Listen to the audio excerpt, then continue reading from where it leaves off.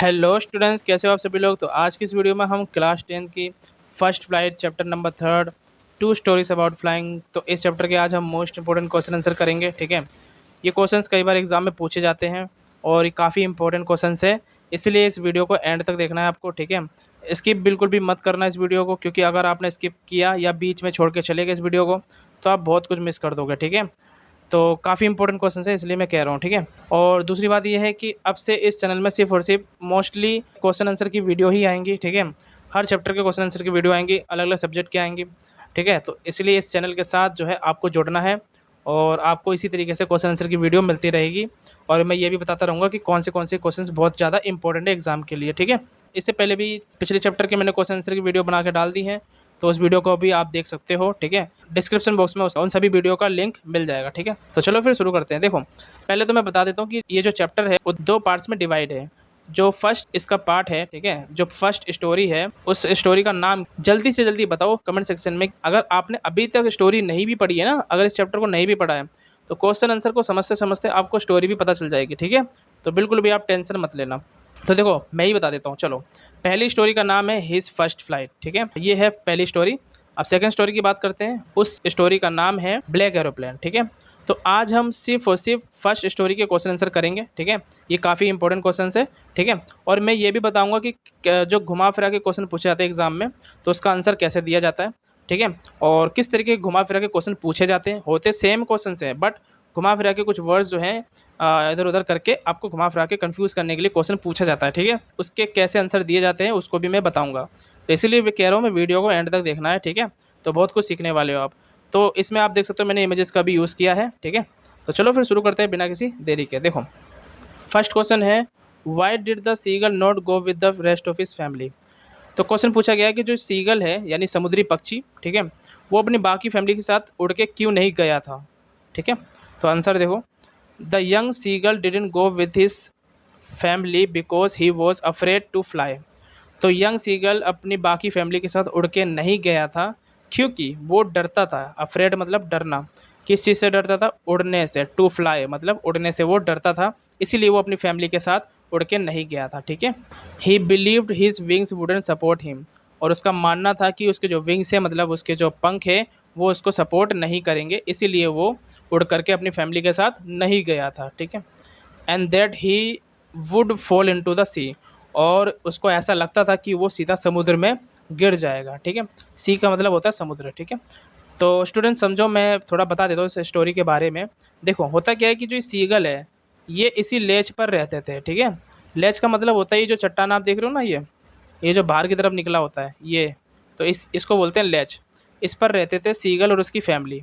यहाँ पर एक होल है, ठीक है, यानी एक बिल है, बिल टाइप का, तो उसी बिल में जो है सीगल और उसके फैमिली वाले उसी बिल में अंदर रहते थे। ठीक है, तो होता क्या है कि इसकी फैमिली वाले उड़ के तो चले जाते थे, बट ये उड़ने से डरता था और ये अपनी फैमिली के साथ नहीं जा पाता था। ठीक है, और इसके पेरेंट्स काफ़ी ज़्यादा उसको फोर्स करते थे कि जब तक तू उड़ेगा नहीं, ठीक है, तू ऐसे ही भूखा रह जाएगा यहाँ पर, तो तेरे को उड़ना पड़ेगा। काफ़ी ज़्यादा फोर्स करते थे उसको उड़ने के लिए, बट ये बेचारा डरता था उड़ने से। इसको हमेशा यही लगता था कि ये कहीं समुद्र में ना गिर जाए। ठीक है, तो ये था फर्स्ट क्वेश्चन। तो अब बढ़ते हैं नेक्स्ट क्वेश्चन की तरफ। देखो, क्वेश्चन नंबर सेकंड है, why did the young seagull feel very miserable on the ledge. तो यहाँ पर मैंने लेज का मीनिंग बता चुका हूँ, एक बार फिर बता देता हूँ। देखो, लेज का मतलब होता है ये जो आप देख रहे हो चट्टान, इसको जो बाहर की तरफ निकला होता है इसको लेज कहते हैं। ठीक है, यहाँ पर मैंने मीनिंग भी लिखा हुआ, देखो ये रहा लेज। अ नेरो हॉरिजॉन्टल सेल्फ, नेरो का मतलब होता है पतली और हॉरिजॉन्टल मतलब होता है सीधी। तो एक पतली सी सीधी सेल्फ यानी फ्लैट सरफेस बाहर की तरफ निकला होता है। कहाँ से, वॉल से। वॉल का मतलब होता है दीवार, या हियर और हियर अ क्लिफ, क्लिफ का मतलब होता है यहाँ पर चट्टान।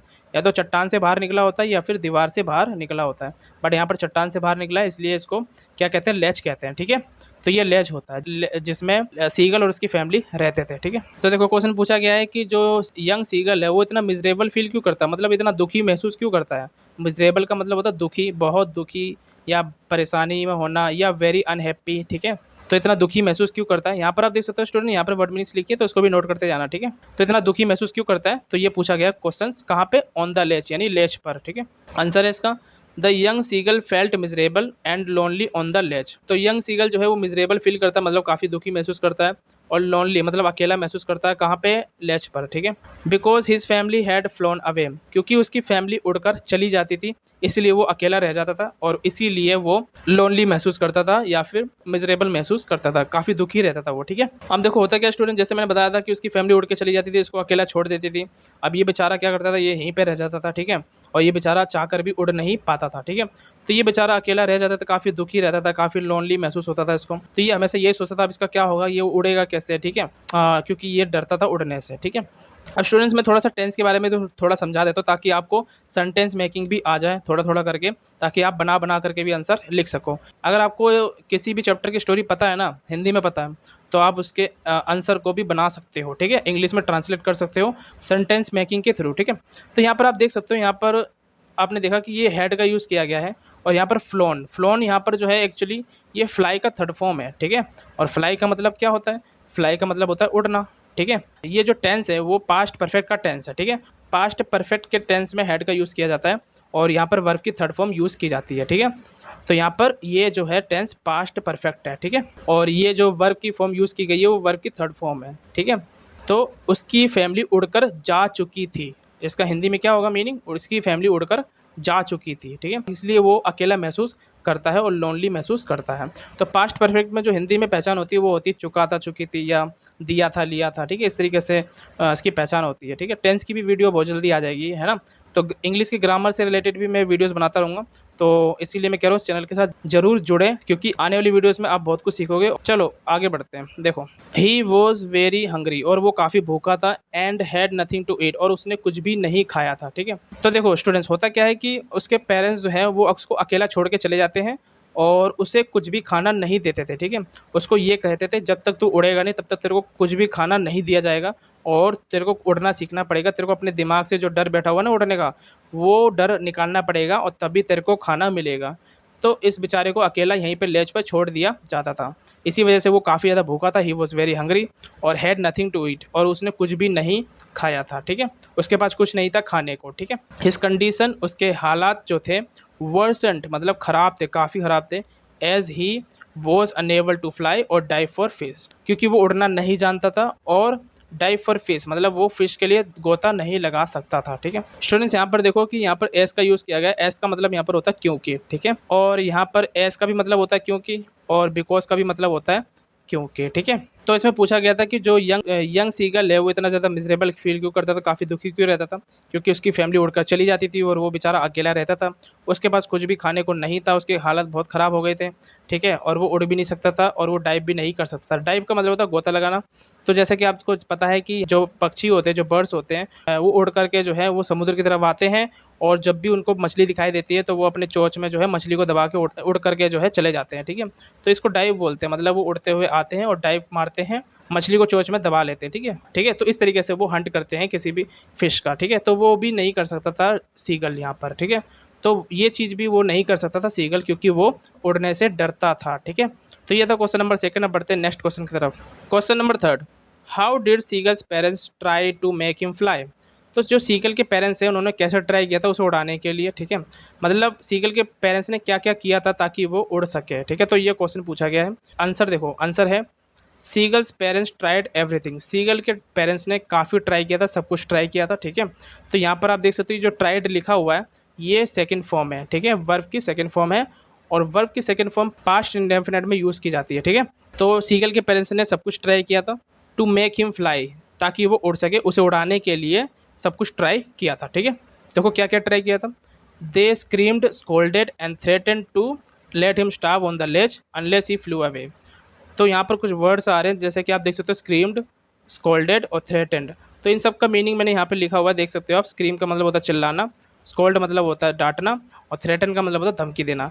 तो ये जो मीनिंग आप देख रहे हो ना ये वर्ब है, ठीक है। यहाँ पर स्कोल्ड हो गया, थ्रेटन हो गया, तो ये जो वर्ब है वो फर्स्ट फॉर्म में है, ध्यान रखना। और जो हम सेंटेंस मेकिंग करते हैं ना, जब भी हम क्वेश्चन के आंसर लिखते हैं, ध्यान रखना क्वेश्चन के आंसर आपको पास्ट में ही लिखना है, ठीक है। तो यहाँ पर इसका आंसर समझो, देखो दे स्क्रीम्ड उन्होंने उस पर चिल्लाते थे, वो स्कोल्डेड मतलब उसको डांटते थे, वो थ्रेटन्ड मतलब उसको धमकी देते थे। किस चीज़ की धमकी, to let him starve. Starve का मतलब होता है भूखे रहना। तो इसमें ये कहा जा रहा है कि उसको धमकी भी देते थे, उसको उस पर चिल्लाते भी थे, उसको डांटते भी थे और उसको ये बोलते थे कि तेरे को यहाँ पर भूखा छोड़ देंगे जब तक तू उड़ेगा नहीं, ठीक है।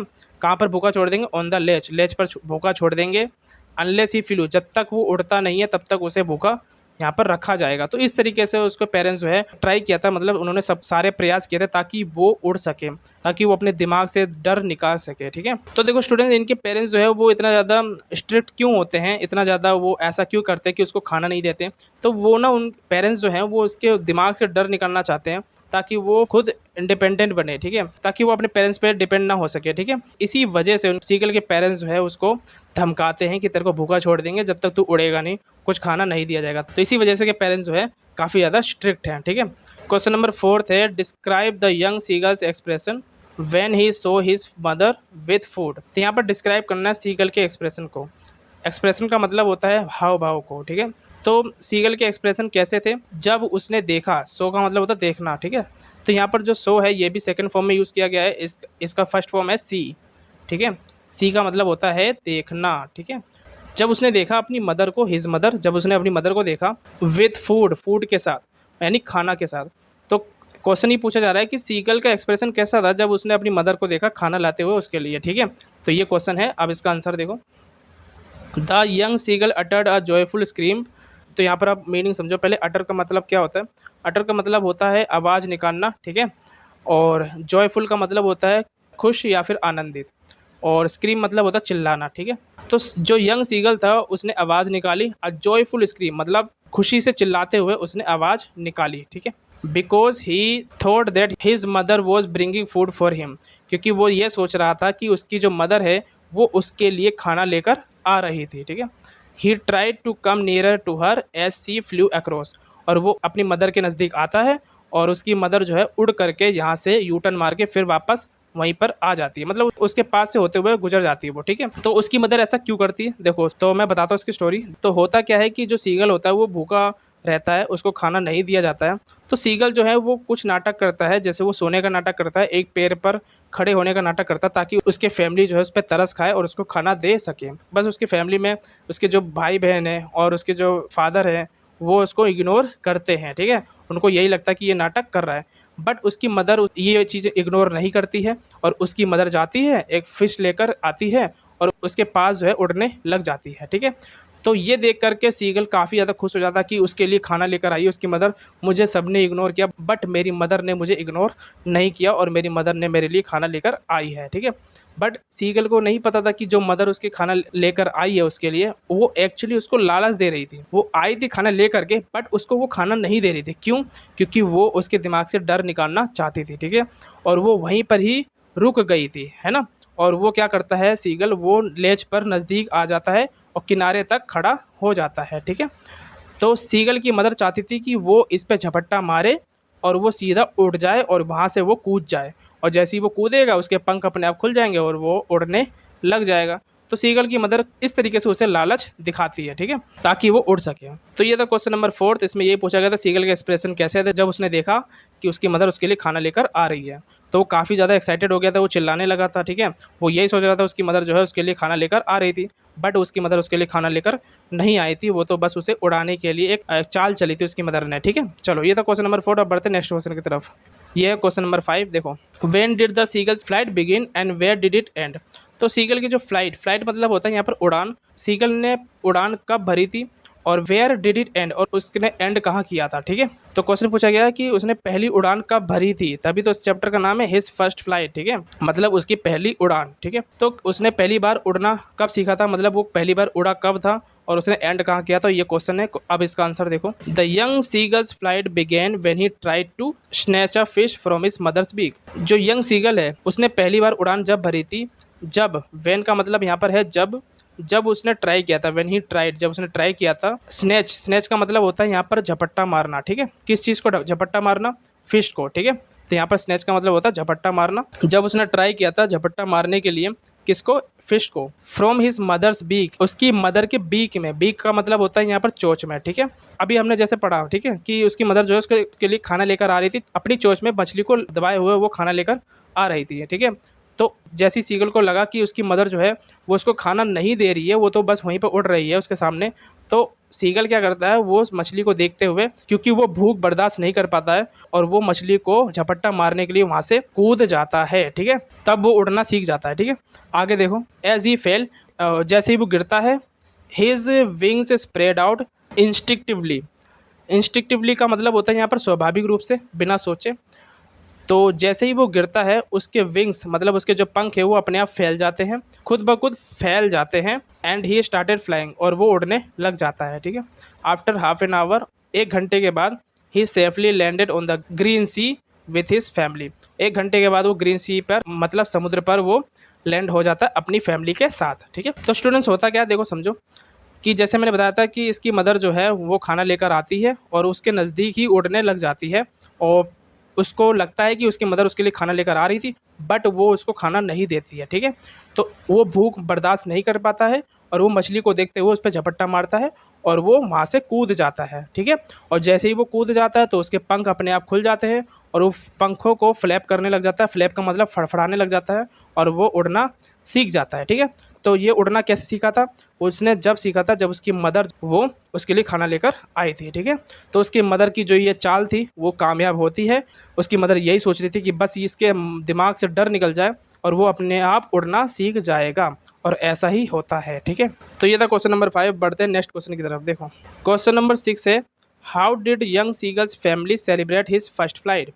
तो जो यंग सीगल की फैमिली थी उन्होंने कैसे सेलिब्रेट किया था उसकी पहली उड़ान को, ठीक है। जब उसने पहली बार उड़ान भरी थी ना, जो वो पहली बार उड़ना सीख गया था, तब उसकी सारी फैमिली कैसे सेलिब्रेट करती है। देखो, When the young seagull finally started flying, तो जब सीगल ने आखिरकार उड़ना सीख लिया था, एंड और ओवरकेम हिज फियर। यहाँ पर ओवरकम का मतलब होता है काबू पाना, ठीक है, और फियर का मतलब होता है डर। तो उसने जब अपने डर पे काबू पाया था, his family screamed with Joy, उसकी फैमिली खुशी से चिल्लाने लगी। अराउंड हिम, उसके चारों ओर, दे प्रेस्ड हिम, और उन्होंने तारीफ़ की उसकी, एंड ऑफर्ड अ स्क्रैप्स। यहाँ पर स्क्रैप्स का मतलब होता है टुकड़े, ठीक है। किस चीज़ के टुकड़े, of dog fish, dog fish के टुकड़े ऑफर किया जाता है उससे, ठीक है। तो समझो इसमें क्या कहा जा रहा है। देखो, उसकी फैमिली काफ़ी उसकी तारीफ़ करती हैं और उसको एक टुकड़ा देती है, किस चीज़ का, डॉग फिश का। डॉग फिश क्या होता है, a type of small shark, मतलब एक छोटी सी शार्क होती है, उसको डॉग फिश कहते हैं। तो उसको वो ऑफ़र किया जाता है क्योंकि उसकी फैमिली काफ़ी ज़्यादा खुश हो जाती है क्योंकि उसने उड़ना सीख लिया था, और उसको डॉग फिश दिया जाता है, ठीक है। आउट ऑफ शीर डिलाइट, यानी बेहद आनंद में आकर खुशी से उसको डॉग फिश देते हैं, फॉर हिज सक्सेसफुल अटेम्प्ट, उसके सक्सेसफुल अटेम्प्ट के लिए। मतलब उसने सक्सेसफुल अटेम्प्ट किया था, और जब उसने उड़ान भरी थी तब मतलब उसने उड़ना सीख लिया था, ठीक है। उसने अपने डर पे काबू पा लिया था। उसकी फैमिली काफ़ी ज़्यादा एक्साइटेड हो जाती है, काफ़ी खुश हो जाती है, और खुशी से चिल्लाने लग जाते हैं उसकी फैमिली वाले, उस काफ़ी सेलिब्रेट करते हैं, और उसको डॉग फिश भी देते हैं खुशी से, ठीक है। और क्योंकि उसने काफ़ी अच्छा अटेम्प्ट किया था, ठीक है।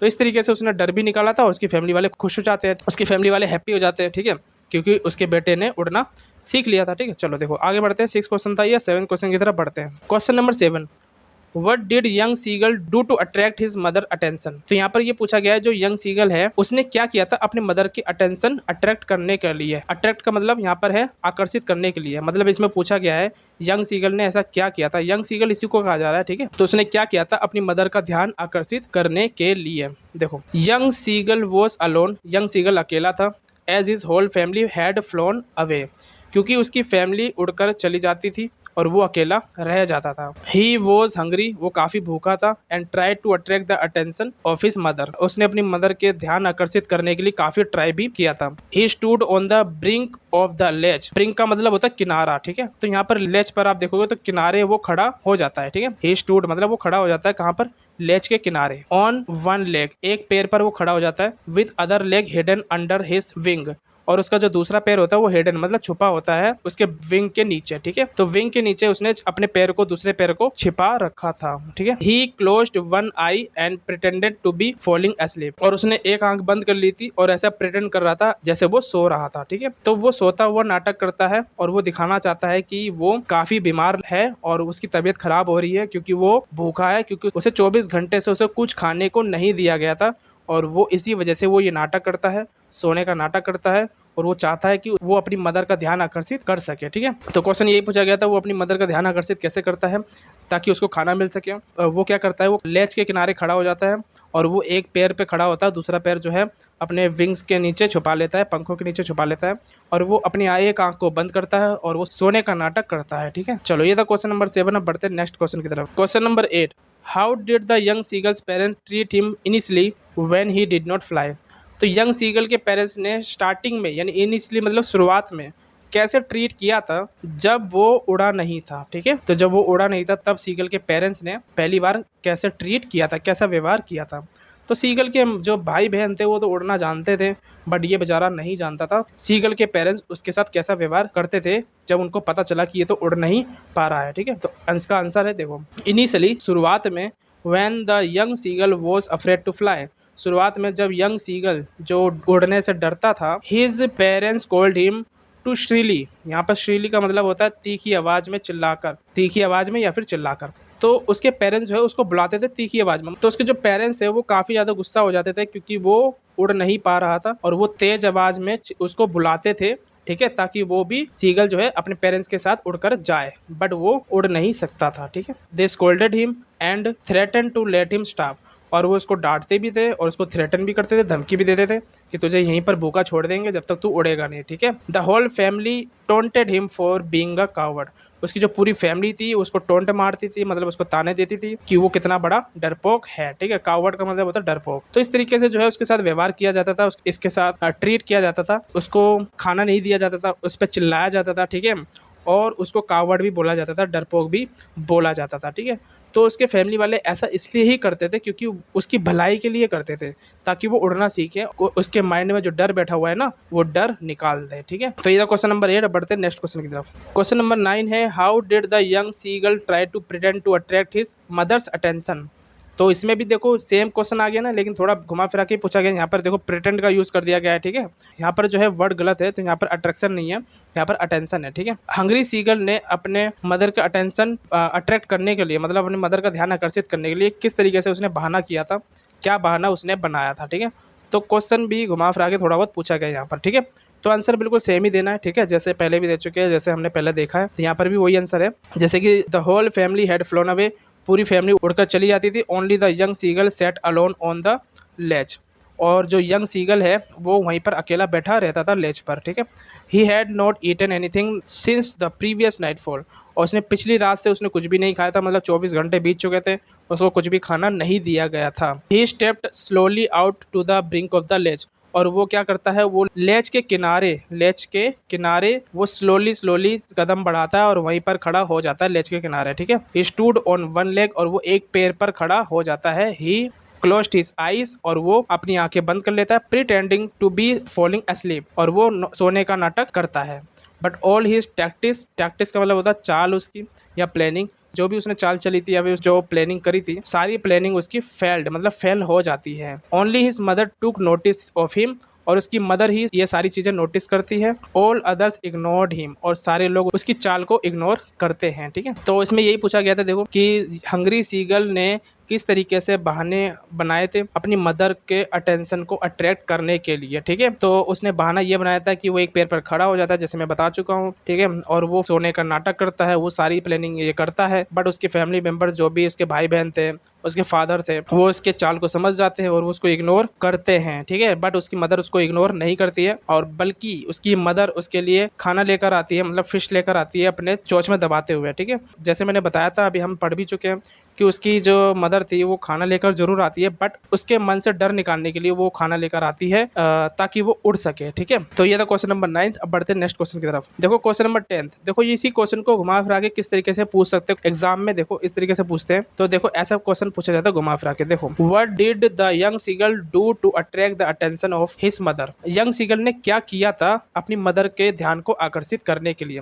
तो यहाँ पर पूछा गया क्या किया था, ठीक है। और जो पिछले क्वेश्चन में था कैसे अट्रैक्ट किया था, ठीक है, कैसे ध्यान को आकर्षित किया था। या फिर इसका दूसरा तरीका होता है पूछने का, देखो while alone on the ledge, यानी लेच पर अकेले होने के दौरान, जब वो लेच पर अकेला होता था, how did little seagull tried to draw the attention of his family. तो यहाँ पर पूछा गया है कि जो लिटिल सीगल यानी छोटा सा जो सीगल था वो कैसे ट्राई करता है अपने फैमिली के अटेंशन को ड्रॉ करने के लिए, मतलब ध्यान को आकर्षित करने के लिए, ठीक है। तो यहाँ पर पूछा गया कैसे करता है, और जो यहाँ पर पूछा गया है वो क्या करता है अपनी फैमिली का ध्यान आकर्षित करने के लिए, और यहाँ पर पूछा गया कैसे ध्यान को आकर्षित करता है। तो क्वेश्चन कैसे भी घुमा फिरा के आएंगे, बट आपको आंसर वही लिखना है जो अभी हमने पढ़ा था, ठीक है। तो बिल्कुल वैसा ही आंसर इसका लिखना है, ठीक है। तो ये था लास्ट क्वेश्चन, क्वेश्चन नंबर 10। इसी तरीके से और भी क्वेश्चन आंसर की वीडियो आती रहेंगी अलग अलग चैप्टर्स के, ठीक है। और आप मुझे बता सकते हो कि किस चैप्टर के पहले आपको क्वेश्चन आंसर की वीडियो चाहिए, कमेंट सेक्शन में आप मुझे बता सकते हो, ठीक है। तो मिलते हैं फिर नेक्स्ट वीडियो में। तो तब तक के लिए आप पढ़ते रहिए, मेहनत करते रहिए, और अच्छे मार्क्स लाने के लिए काफ़ी ज़्यादा मेहनत करिए बस, है ना। और किसी भी टाइप का डाउट भी अगर आपको है तो आप मुझसे पूछ सकते हो कमेंट सेक्शन में, ठीक है। और अगर आपको इसका PDF भी चाहिए तो मुझे बता सकते हो, मेरे व्हाट्सएप नंबर पर मुझे मैसेज भी कर सकते हो, और मेरा व्हाट्सएप नंबर आपको डिस्क्रिप्शन बॉक्स में मिल जाएगा, ठीक है। सो मिलते हैं फिर नेक्स्ट वीडियो में।